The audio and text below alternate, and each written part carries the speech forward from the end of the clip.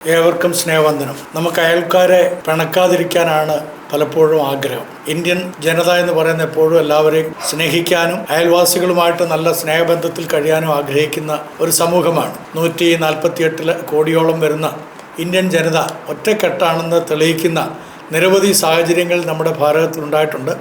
നമ്മൾ പരസ്പരം ചില രാഷ്ട്രീയപരമായ വിദ്വേഷങ്ങളോ അല്ലെങ്കിൽ അഭിപ്രായ വ്യത്യാസങ്ങളോ മതപരമായ സങ്കുചിത ചിന്താഗതികളൊക്കെ ഉണ്ടെങ്കിൽ പോലും രാജ്യത്തിൻ്റെ ഒരാവശ്യം വരുമ്പോൾ നാം എല്ലാം ഒറ്റക്കെട്ടാണെന്ന് തെളിയിക്കുന്ന സാഹചര്യമാണ് ഇപ്പോൾ ഇന്ത്യ പാകിസ്ഥാൻ യുദ്ധത്തിലേക്ക് നയിച്ചിരിക്കുന്നത്. നമ്മൾ ആരും തന്നെ യുദ്ധത്തിന് തയ്യാറായിരുന്നില്ല. യുദ്ധം വേണ്ട എന്ന് ആഗ്രഹിച്ച ഒരു രാജ്യമാണ് മതേതരത്വ രാജ്യമായിരിക്കുന്ന ഭാരതം. ഇന്ത്യ എക്കാലവും മറ്റുള്ളവരുമായി നല്ല സൗഹാർദ്ദത്തിൽ കഴിയാനായിട്ട് ആഗ്രഹിച്ചുകൊണ്ടിരിക്കുന്ന, ഇനിയും ആഗ്രഹിക്കുന്ന ഒരു നാട് തന്നെയാണ്. എന്നാൽ അടി ഇരന്നു വാങ്ങുവാൻ തക്കവണ്ണം ചില അയൽവാസികൾ തീരുമാനിച്ചാൽ നമ്മൾ എന്ത് ചെയ്യും? എന്നെ അടിച്ചാൽ മാത്രമേ ഞാൻ ഉറങ്ങുകയുള്ളൂ എന്ന് ചില മക്കള് അപ്പന്മാരോട് അമ്മമാരോടൊക്കെ പറയുന്ന അതേ രീതിയാണിപ്പോൾ പാകിസ്ഥാൻ അവലംബിച്ചിരിക്കുന്നത്. ഇവിടെ വളരെ സൗഹാർദ്ദാന്തരീക്ഷത്തിൽ ജീവിച്ച് ഇന്ത്യയുടെ തണലിൽ ജീവിച്ച്, ഞാനത് വെറുതെ പറയുന്നതല്ല, ഇന്ത്യയിൽ നിന്നുള്ള എല്ലാ നന്മകളും അനുഭവിച്ചുകൊണ്ടിരിക്കുന്ന ഒരു രാജ്യമാണ് പാകിസ്ഥാൻ. ലോകത്തിന്റെ എല്ലാ സ്ഥലങ്ങളിലും പാകിസ്ഥാനികൾ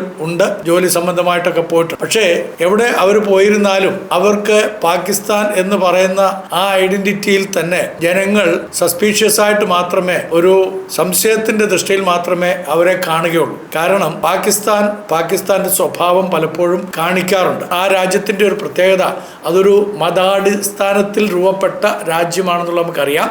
റിപ്പബ്ലിക് ഓഫ് ഇസ്ലാമിക് രാഷ്ട്രമായിട്ടാണ് അത് അറിയപ്പെടുന്നത്. ഇസ്ലാമിന്റെ ഒരു മതാടിസ്ഥാനത്തിലാണ് പാകിസ്ഥാൻ അടിസ്ഥാനപ്പെട്ട് കിടക്കുന്നത്. അങ്ങനെയുള്ള ഈ പാകിസ്ഥാനെ കുറിച്ച് നമ്മൾ പല കാര്യങ്ങളും ഗഹനമായിട്ട് ചിന്തിക്കേണ്ടത് ആവശ്യമാണ്. നമുക്കറിയാവുന്ന പോലെ ഈ അടുത്ത സമയത്തുണ്ടായ യുദ്ധത്തിലേക്ക് നയിച്ച സാഹചര്യങ്ങൾ, അതിൽ നിന്ന് മാറി നിൽക്കാൻ ഒരുപാട് നമ്മുടെ രാജ്യം ശ്രമിച്ചതാണ്. ഇന്ത്യൻ ജനത ഒറ്റക്കെട്ടായിട്ട് പാകിസ്ഥാന് തിരിച്ചടി കൊടുക്കണം എന്ന് പറഞ്ഞിട്ടും നമ്മുടെ ഭരണാധിപന്മാർ പല പ്രാവശ്യം ആലോചിക്കുകയും കൂടിയാലോചനകൾ നടത്തുകയും അതോടൊപ്പം തന്നെ സേനകളുമായിട്ട് വളരെ നല്ല കൃത്യമായ ചർച്ചകൾ നടത്തുകയൊക്കെ ചെയ്ത് പാകിസ്ഥാനിലെ സാധാരണപ്പെട്ട ജനങ്ങൾക്ക് യാതൊരു അപകടവും അനർത്ഥവും സംഭവിക്കാതെ വണ്ണം ഭീകരവാദികൾ മാത്രമേ കൊല്ലപ്പെടാവൂ എന്നുള്ള ആ ഉത്തമ ബോധ്യത്തോടുകൂടെയാണ് നമ്മുടെ രാഷ്ട്രീയ നേതാക്കന്മാർ, അതിനകത്ത് ഭരണകക്ഷിയെന്നോ പ്രതിപക്ഷമെന്നോ വ്യത്യാസമില്ലാതെ ഒന്നടങ്കം തീരുമാനങ്ങൾ എടുത്തത്. അത് വലിയൊരു നല്ല തീരുമാനങ്ങൾ തന്നെ ആയിരുന്നു. ജനങ്ങളെല്ലാം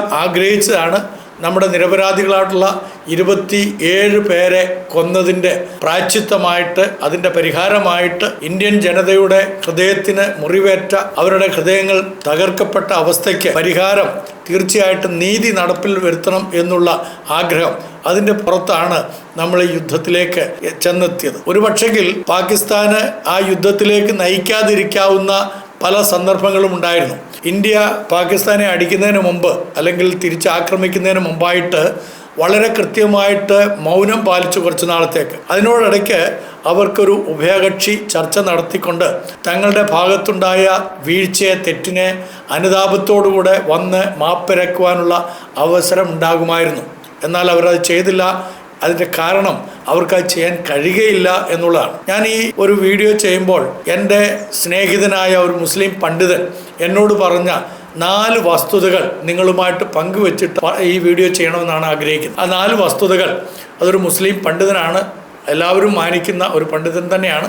അദ്ദേഹം എന്നോട് പറഞ്ഞത്, ഇസ്ലാമിക ചിന്താഗതിക്ക് വിരുദ്ധമായിട്ടാണ് പാകിസ്ഥാൻ പലപ്പോഴും പെരുമാറിയിട്ടുള്ളത് എന്നൊക്കെയാണ്. ഞാൻ അതൊന്നും അതേപോലെ വിശ്വസിക്കുന്നില്ല, നിങ്ങളും അത് വിശ്വസിക്കില്ലെന്ന് എനിക്കറിയാം ഞാൻ പറഞ്ഞാലും.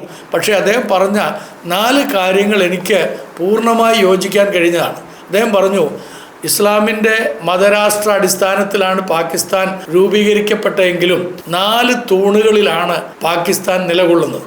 പാകിസ്ഥാൻ്റെ, ഞാൻ വളരെ ജിജ്ഞാസയോട് ചോദിച്ചു ഏതൊക്കെയാണ്. കാരണം ഇസ്ലാമിൻ്റെ പില്ലേഴ്സ് എന്ന് പറയുന്ന 5 പില്ലേഴ്സാണ്. 5+1 കൂടെ ചില ആളുകൾ പറയാറുണ്ട് ജിഹാദുമായിട്ട് ബന്ധപ്പെട്ട് പറയുമ്പോൾ. ഞാൻ അതിലേക്കല്ല പോകുന്നത്, ഇസ്ലാമിൻ്റെ അല്ല ഞാൻ ഉദ്ദേശിക്കുന്നത്. ഞാൻ പറയുന്നത് പാകിസ്ഥാനെ കുറിച്ചാണ്. അപ്പോൾ പാകിസ്ഥാൻ്റെ 4 പില്ലർ അത് ഏതൊക്കെയാണെന്ന് അദ്ദേഹത്തോട് ചോദിച്ചപ്പോൾ അദ്ദേഹം വളരെ കൃത്യമായിട്ടത് പറഞ്ഞു. ഒന്ന്, ബിസിനസ് എന്നുള്ളതാണ് പാകിസ്ഥാൻ്റെ പ്രധാനപ്പെട്ട തൂണ്. നമുക്കറിയാം എല്ലാ രാഷ്ട്രങ്ങളും ബിസിനസ് ചെയ്യണം എങ്കിൽ മാത്രമേ രാജ്യം പുരോഗതിയിലേക്ക് വരികയുള്ളൂ. എന്നാൽ തികച്ചും വ്യത്യസ്തമായ രീതിയിലാണ് പാകിസ്ഥാൻ്റെ ബിസിനസ്സുകളെല്ലാം തന്നെ. നമുക്കറിയാവുന്ന പോലെ നമ്മുടെ നാട്ടിലേക്ക് അവർ കടത്തിവിടുന്ന വസ്തുവകകൾ എന്തൊക്കെയാണെന്നുള്ളത് കൃത്യമായിട്ടൊന്ന് പഠിച്ചു കഴിഞ്ഞാൽ മനസ്സിലാക്കാൻ സാധിക്കും. ഒരു ജനതയെ തന്നെ, ഒരു തലമുറയെ തന്നെ ഇല്ലാതാക്കാൻ കഴിയുന്ന മയക്കുമരുന്നുകളാണ് അവർ നമ്മുടെ രാജ്യത്ത് ബിസിനസ്സിനായിട്ട് കൊണ്ടുവരുന്നത്. അല്ലെങ്കിൽ ഇവിടെ നിന്ന് അവിടുത്തെ ആളുകളും തമ്മിലുള്ള ആ എഗ്രിമെൻ്റ് അനുസരിച്ച് ഇവിടെ വിൽപ്പന നടത്തുന്ന അവരുടെ ബിസിനസ് ഉൽപ്പന്നമെന്ന് പറയുന്നത് മയക്കുമരുന്നാണ്. അതവർ ചെയ്യുന്നത് ഭീകരവാദത്തിന് വേണ്ടി പണം സമ്പാദിക്കാൻ തന്നെയാണ് എന്നാണ് പലരുടെയും അഭിപ്രായം. അങ്ങനെ അഭിപ്രായപ്പെടുന്ന ആളുകൾ പറയുന്നത് അവരുടെ അയൽവാസികളുമായി എപ്പോഴും ചണ്ടയിടാൻ തക്കവണ്ണം അല്ലെങ്കിൽ വഴക്കുണ്ടാക്കാൻ തക്കവണ്ണം അതിനുള്ള ആയുധങ്ങൾ ശേഖരിക്കാൻ തക്കവണ്ണം പണം ഉണ്ടാക്കുന്നത് ബിസിനസ്സിലൂടെയാണ്. അപ്പോൾ അത് അവരുടെ ഒരു പ്രധാനപ്പെട്ട ഐഡിയയാണ്, അവരുടെ ഒരു പ്രധാന പില്ലറാണ്. പില്ലർ എന്ന് പറഞ്ഞു കഴിഞ്ഞാൽ തൂണാണ്. ആ തൂണിലാണ് ആ പാകിസ്ഥാൻ കെട്ടിപ്പടുത്തിരിക്കുന്നത്. രണ്ടാമത്തെ അവരുടെ പില്ലർ എന്ന് പറയുന്നത്, പാകിസ്ഥാൻ പടുത്തുയർത്തിയിരിക്കുന്ന പില്ലർ എന്ന് പറയുന്നത് വയലൻസ് ആണ്. വയലൻസ് എന്ന് പറഞ്ഞു കഴിഞ്ഞാൽ കലാപങ്ങൾ. നമുക്കറിയാവുന്ന പോലെ ഇസ്ലാമിക പല രാഷ്ട്രങ്ങളിലും വളരെ സൗഹാർദ്ദപരമായിട്ട് സമാധാനത്തോടെ ആളുകൾ ജീവിക്കുന്നത് നമുക്കറിയാം. പ്രത്യേകിച്ച് സൗദി അറേബ്യയിലൊക്കെ, അവിടെയാണല്ലോ ഇസ്ലാമിൻ്റെ ഈറ്റില്ലം. അവിടെയൊക്കെ അവിടുത്തെ രാജഭരണത്തിൻ്റെ കീഴിൽ അവരെല്ലാവരും വളരെ സമാധാനത്തോടുകൂടെ ജീവിക്കുന്നു. എന്നാൽ പാകിസ്ഥാനിലേക്ക് വരുമ്പോൾ അവരെ ദിനംതോറും കലാപം അത് അവരുടെ ഒരു അജണ്ടയായിട്ട് മാറിയിരിക്കുകയാണ്. അതിനവരെ പ്രേരിപ്പിക്കുന്ന ഘടകങ്ങളൊക്കെ ചർച്ച ചെയ്യപ്പെടേണ്ടുന്ന വസ്തുത തന്നെയാണ്. അതിനകത്ത് പ്രധാനമായിട്ട് ജുമ കഴിഞ്ഞിറങ്ങുന്ന സമയത്താണ് പലപ്പോഴും അനേകർ കൊല്ലപ്പെടുന്നത് എന്ന് മറന്നു പോരുത്. വെള്ളിയാഴ്ച ദിവസം സുന്നികൾ ഷിയാക്കളുടെ ഇടയിലേക്കും ഷിയാക്കൾ സുന്നികളുടെ ഇടയിലേക്കും ബോംബെറിഞ്ഞ് അവിടെ നമ്മൾ പടക്കം പൊട്ടിച്ച് ചിരിക്കുന്നത് പോലെ അങ്ങോട്ടും ഇങ്ങോട്ടും ബോംബെറിഞ്ഞ് കലാപങ്ങൾ നടത്തി സന്തോഷിക്കുന്ന ഒരു ജനതയാണ് പാകിസ്ഥാനികൾ എന്നുള്ളത് നമ്മൾ മറന്നു പോരുത്. അപ്പോൾ ആ പാകിസ്ഥാനികൾ അവരുടെ രണ്ടാമത്തെ തൂണെന്ന് പറയുന്നത് ഈ പറഞ്ഞ വയലൻസ് എന്ന് പറയുന്നതായിട്ടുള്ള പില്ലറിലാണ് അവരുടെ രാജ്യം പടുത്തിരിക്കുന്നത്. മൂന്നാമത്തെ പില്ലർ എന്ന് പറയുന്നത് ടെററിസമാണ്. ടെററിസം എന്ന് പറഞ്ഞു കഴിഞ്ഞാൽ ഭീകരവാദം അത് അവരുടെ കൂടപ്പുറപ്പായിട്ട് അവർ കൊണ്ടു നടക്കുകയാണ്. നമുക്കറിയാവുന്ന പോലെ 1947 വിഭജനം നടന്നതിന് ശേഷം എത്രയോ കലാപങ്ങളാണ് നമ്മുടെ രാജ്യത്തിനെതിരെ അവർ തൊടുത്തുവിട്ടിരിക്കുന്നത്. എത്ര പ്രാവശ്യം സമാധാന സന്ധികളിലേക്ക് നമ്മൾ ഏർപ്പെട്ടിട്ടുണ്ട്. പലപ്പോഴും അവരെ സഹായിക്കാൻ മറ്റുള്ള രാഷ്ട്രങ്ങളോടൊപ്പം തന്നെ മുൻപന്തിയിൽ നിൽക്കുന്ന ഒരു രാജ്യമാണ് നമ്മളുടേത്. നമ്മൾ കൊടുക്കുന്ന നികുതി, നമ്മൾ കൊടുക്കുന്നതായിട്ടുള്ള മറ്റുള്ള ആനുകൂല്യങ്ങൾ അതെല്ലാം കൈപ്പറ്റിയിട്ടും അയൽ രാജ്യം എന്നുള്ളൊരു പരിഗണന പോലും നമുക്ക് തരാതെ നമ്മളുടെ നേരെ കുതിര കയറാനായിട്ട്, നമ്മുടെ നേരെ ഭീകര ആക്രമണം അഴിച്ചു വിടാനായിട്ട് ഈ പാകിസ്ഥാനെ പ്രേരിപ്പിക്കുന്ന ഘടകം അവർ അടിസ്ഥാനപ്പെടുത്തിയിരിക്കുന്ന ആ പില്ലറാണ് ഭീകരവാദം എന്നുള്ളത്. നമുക്കറിയാവുന്ന പോലെ അവരുടെ നാട്ടിൽ തന്നെ അവർ കലാപങ്ങൾ ഉണ്ടാക്കുന്നുണ്ട്. അത് നടന്നോട്ട്, കാരണം അത് അവരുടെ ഡൊമസ്റ്റിക് വയലൻസിനെ നമുക്ക് ചോദ്യം ചെയ്യാൻ അവകാശമില്ല. അത് അവർ തന്നെ അത് പരിഹരിക്കപ്പെടേണ്ടതായിട്ടുള്ള കാര്യങ്ങളാണ്.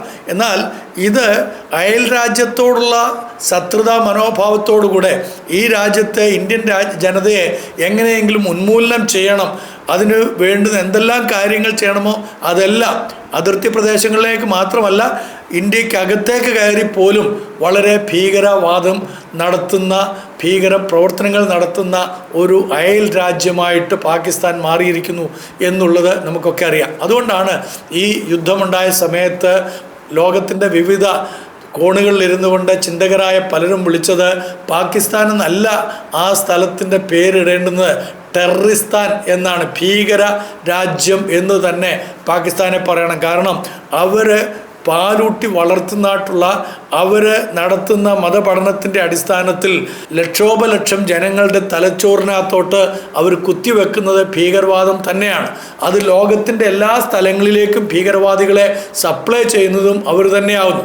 ഇപ്പം അതിന് എതിരായിട്ട് അവരൊരു കുതന്ത്രം ഉപയോഗിക്കുന്നുണ്ട്. എന്താണെന്ന് വെച്ച് കഴിഞ്ഞാൽ പാശ്ചാത്യ രാജ്യങ്ങളാണ് ഞങ്ങളിലേക്ക് ഈ ഭീകരവാദം കൊണ്ടുവന്നതെന്നുള്ളത്. നമുക്ക് ചിരി വരുന്ന വാർത്തകളാണ് അതൊക്കെ വായിക്കുമ്പോൾ. അത് അവർ തമ്മിൽ തീർക്കട്ടെ. പക്ഷേ നമ്മുടെ അയൽ രാജ്യമായിരിക്കുന്ന ഈ പാകിസ്ഥാനെ കുറിച്ച് കൃത്യമായി പഠിച്ചു കഴിഞ്ഞാൽ ഭീകരവാദത്തിനകത്ത് ഒതുങ്ങുന്ന ഒരു പില്ലറിലാണ് അവരുടെ നിലനിൽപ്പ് തന്നെ. നാലാമത്തേത് പണ്ഡിതൻ എന്നോട് പറഞ്ഞത് സെക്സ് അഥവാ ലൈംഗികത എന്നുള്ളതാണ്.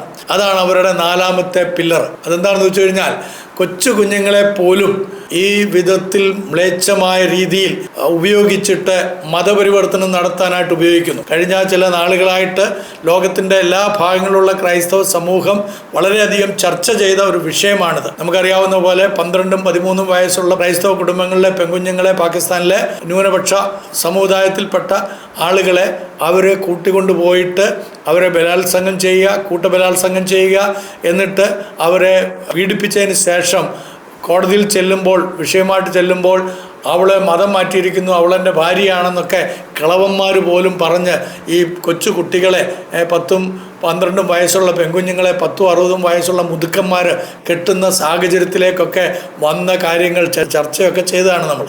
അപ്പോൾ ഇത് അവരുടെ മതത്തിൻ്റെ ഏറ്റവും വലിയ ഒരു പ്രത്യേകതയായിട്ടാണ് അവർ കാണുന്ന. ആളുകളെ മതത്തിലേക്ക് ചേർക്കാൻ അവിടെ കൊല്ലുക മാത്രമല്ല, ഭീഷണിപ്പെടുത്തുക മാത്രമല്ല, ലൈംഗിക ചൂഷണത്തിന് വിധേയരാക്കുന്നു എന്നുള്ളതും കൂടെ ലോകത്തിലെ എല്ലാ മാധ്യമങ്ങളും പല സന്ദർഭങ്ങളിൽ ചർച്ച ചെയ്തിട്ടുള്ളതാണെന്നുള്ളത് നമുക്കറിയാം.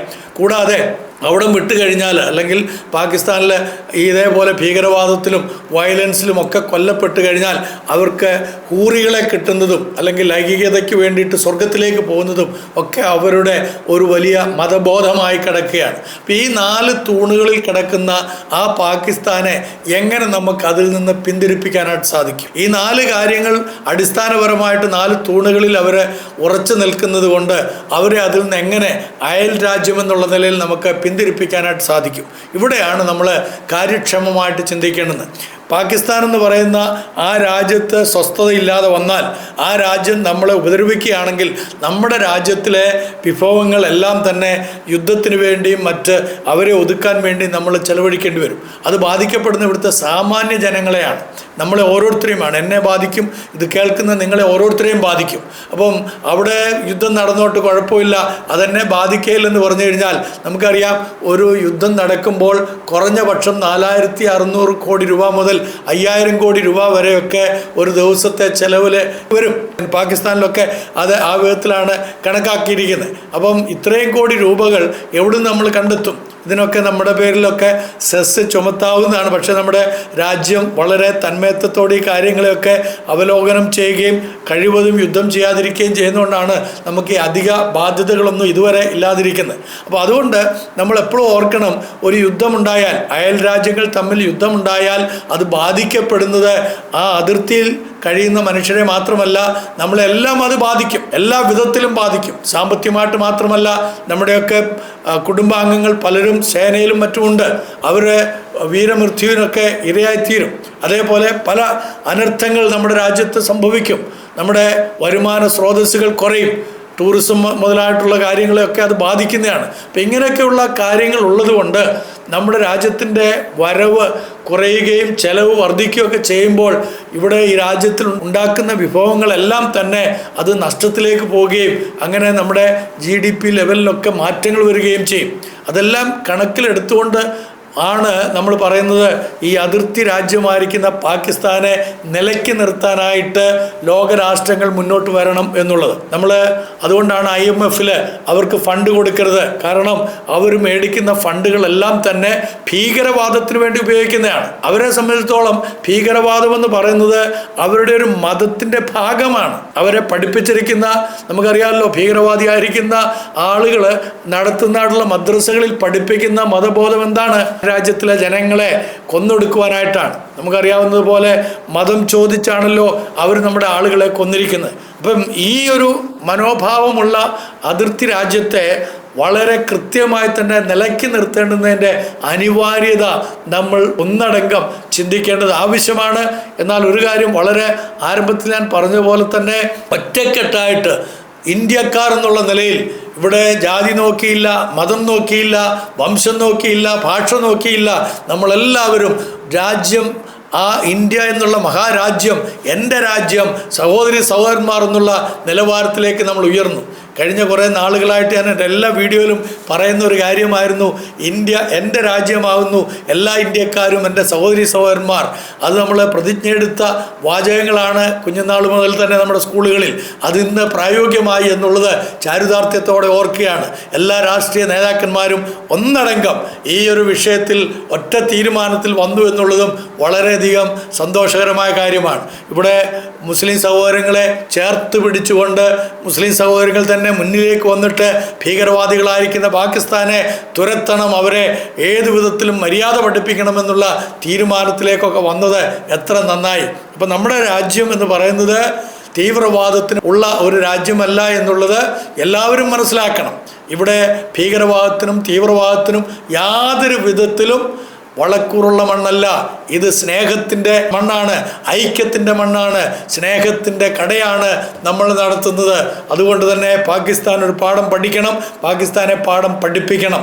അതിന് ലോകരാഷ്ട്രങ്ങളെ കൂടെ നമ്മൾ കൂട്ടുപിടിച്ച് അവരുടെ ഇടയിലുള്ള എല്ലാ മത വിദ്യാഭ്യാസ മേഖലകളിലും നമ്മൾ കൂടെ കടന്നു ചെന്നിട്ട്, അഥവാ ലോകരാഷ്ട്രങ്ങൾ കടന്നു ചെന്നിട്ട് അവിടെ പഠിപ്പിക്കുന്നത് എന്താണെന്നും എന്തിനു വേണ്ടി അത് പഠിപ്പിക്കുന്നു എന്നുള്ളതും വളരെ കൃത്യമായി മേൽനോട്ടം വഹിക്കേണ്ടത് ആവശ്യമാണ്. ഒരു സ്ക്രൂട്ടനൈസിങ് ആറ്റിറ്റ്യൂഡ് ലോകത്തിനുണ്ടാകണം. കാരണം ലോകത്തിൽ നിന്ന് IMF പോലുള്ള സംഘടനകളൊക്കെ കടം കൊടുക്കുമ്പോൾ ഈ ഭീകര പ്രവർത്തനങ്ങൾക്ക് വേണ്ടിയിട്ട് അവർ ചെലവഴിക്കുന്ന കോടാനുകോടി രൂപ അതെല്ലാം തന്നെ നമ്മളെപ്പോലെയുള്ള സാധാരണക്കാരെ ബാധിക്കാൻ തക്കവണ്ണമാണ് അവർ ആ കടം മേടിച്ചിട്ട് ബാധ്യതകളെ വർദ്ധിപ്പിക്കുന്നത്. അതുകൊണ്ട് തന്നെ നമ്മുടെ രാജ്യം അവർക്ക് കൊടുക്കുന്ന എല്ലാ ആനുകൂല്യങ്ങളും കട്ട് ചെയ്യേണ്ടത് അനിവാര്യമാണ്. വെള്ളം മാത്രമല്ല, വെള്ളം നമ്മൾ കട്ട് ചെയ്തു, വളരെ നല്ല കാര്യം.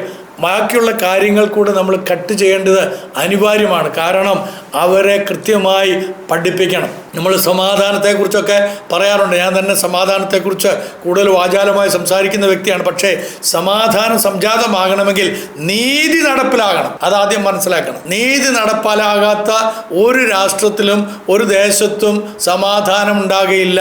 അപ്പോൾ നീതി നടപ്പിൽ വരുത്തണം. 26 വിലപ്പെട്ട ജീവിതങ്ങളെ ആക്രമിച്ച് മതത്തിൻ്റെ പേരിൽ കൊന്നൊടുക്കിയതായിട്ടുള്ള ആ ഭീകരന്മാരുടെ താവളങ്ങളെ മുഴുവനും ഇല്ലാതെ ആക്കിയാൽ മാത്രമേ, ആ ഭീകര പ്രവർത്തനത്തിൽ ഏർപ്പെട്ടവരെ കൃത്യമായി മറുപടി കൊടുത്ത് തക്കതായ ശിക്ഷ കൊടുത്താൽ മാത്രമേ നീതി നടപ്പിൽ വരുള്ളൂ. അപ്പോൾ മാത്രമേ സമാധാനം ഉണ്ടാകുകയുള്ളൂ. ഇനിയും അവിടെ ഭീകരവാദികളെ വളർത്തിയെടുക്കുന്ന, ഭീകര പ്രസ്ഥാനങ്ങളുടെ തലമുറകളെ ഉരുവാക്കിയെടുക്കുന്ന എല്ലാ പ്രസ്ഥാനങ്ങളെയും ഉന്മൂലനം ചെയ്യാൻ തക്കവണ്ണം ലോക ജനത ഒറ്റക്കെട്ടായിട്ട് നിൽക്കണം എന്ന് അഭ്യർത്ഥിച്ചുകൊണ്ട് എൻ്റെ ഈ വീഡിയോ അവസാനിപ്പിക്കുന്നു. നന്ദി, നമസ്കാരം.